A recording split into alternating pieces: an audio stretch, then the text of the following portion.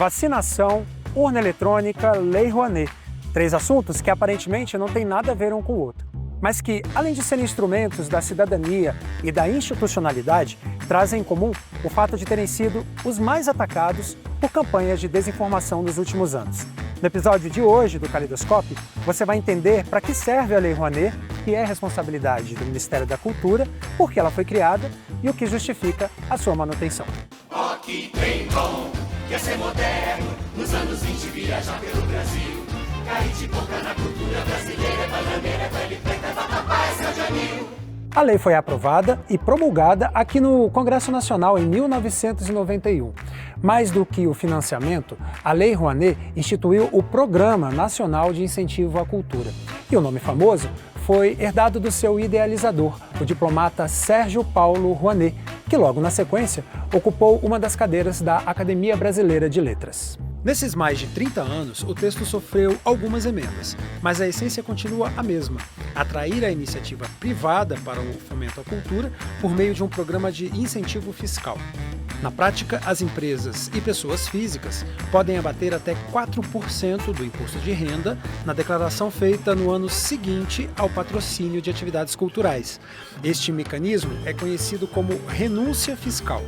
Os recursos que seriam pagos ao Estado por meio de impostos são direcionados para estimular a atividade cultural, setor que emprega 5 milhões de pessoas, segundo dados do IBGE.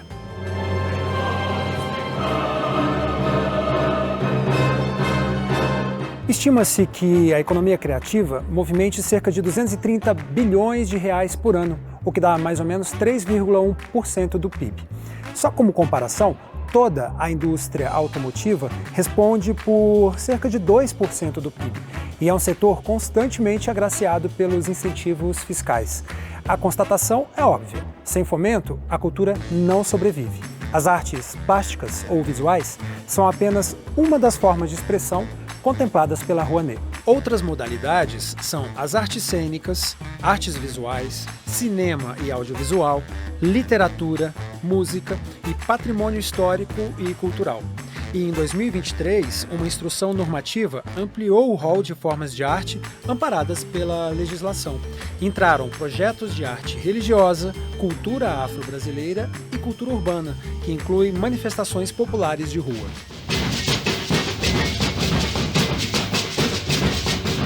À medida que a sociedade foi apresentando outras demandas, outros segmentos culturais foram surgindo, inclusive as próprias plataformas digitais. Então a lei precisou, ao longo desses anos, ir se modernizando e fazendo com que o mecanismo enxergasse a própria dinâmica da produção cultural. Isso é um processo constante. Eu faço hip hop, eu também posso ter Lei Rouanet. Eu faço artesanato, eu também posso ter Lei Rouanet. Eu tenho um movimento de maracatu no Maranhão, eu posso ter Lei Rouanet? Sim, você pode ter Lei Rouanet, porque a Lei Rouanet está destinada às manifestações culturais como um todo. Em 2023, o governo Lula deu aval para mais de 10 mil projetos culturais captarem recursos.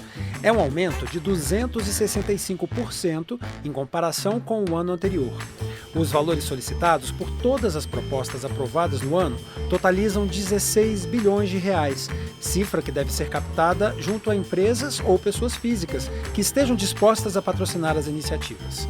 O governo adota os critérios e fiscaliza a execução dos projetos, mas a responsabilidade de buscar o patrocínio é dos produtores.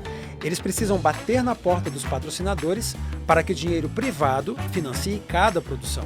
E para cada projeto aprovado, há uma série de contrapartidas.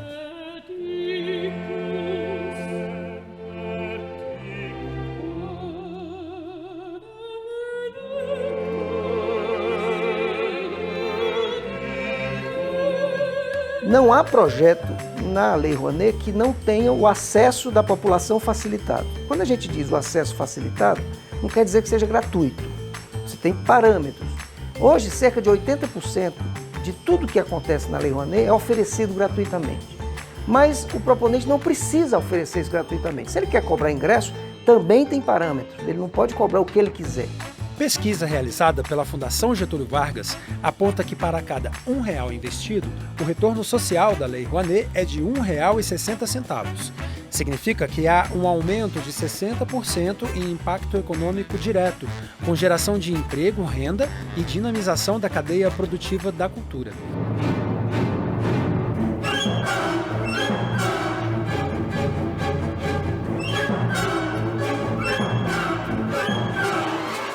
A Lei Rouanet, ela não foi pensada para o artista brasileiro, ela foi pensada para a sociedade brasileira.